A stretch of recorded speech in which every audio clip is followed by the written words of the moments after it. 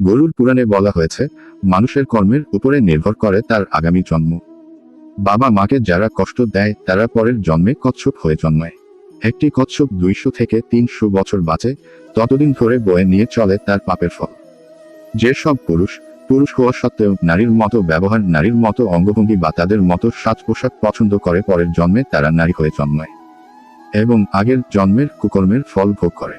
যে ব্যক্তি লুটপাট, জন্তু জানোয়ারদের অত্যাচার ও তাদের শিকার করে সংসার চালায়, তারা পরের জন্মে এমন পশু হয়ে জন্মাবে যার মৃত্যু কসাইয়ের হাতে হবে। যেসব ব্যক্তি নিজের সত্যিকার বন্ধুকে ঠকায়, পরের জন্মে সে গাধা হয়ে জন্মায় এবং মাত্র 20 থেকে 25 বছরের তার আয়ু থাকে। যে ব্যক্তি ধর্মে কোন বিশ্বাস নেই, ধর্মকে নিয়ে উপহাস করে, অহংকার করে, সে ব্যক্তি পরের জন্মে কুকুর হয়ে জন্মায়। যেসব মানুষ তাদের জীবনের বেশিরভাগ সময় অপরের নিন্দা মন্দ এবং অপরের খারাপ চেয়ে কাটায়, তাদের পরবর্তী জন্ম পোকামাকড় হয়।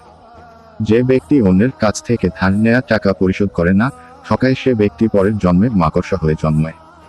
সুগন্ধযুক্ত কোন জিনিস বা বস্তু চুরি করার লোভ যাদের থাকে, তারা পরের জন্মে সূচ্য হয়ে জন্মায়। কিন্তু অপরাধ যদি চুরি থেকেও আরো বড় হয়, তাহলে সে ব্যক্তি পরের জন্মে প্যাঁচা হয়ে জন্মায়। যে ব্যক্তি পরস্ত্রীর সাথে সম্পর্কে লিপ্ত হয়, সে ব্যক্তির মৃত্যুর পরে নরকে গমন হয়, তাকে বারে বারে পশু জন্ম নিয়ে এই পাপ লঙ্ঘন করতে হয়। যেসব বিবাহিত মহিলারা পর পুরুষের সাথে সম্পর্কে লিপ্ত থাকে, তারা পরজন্মে সাপ, গিরগিটি বা চামচিকি হয়ে জন্ম নেয়।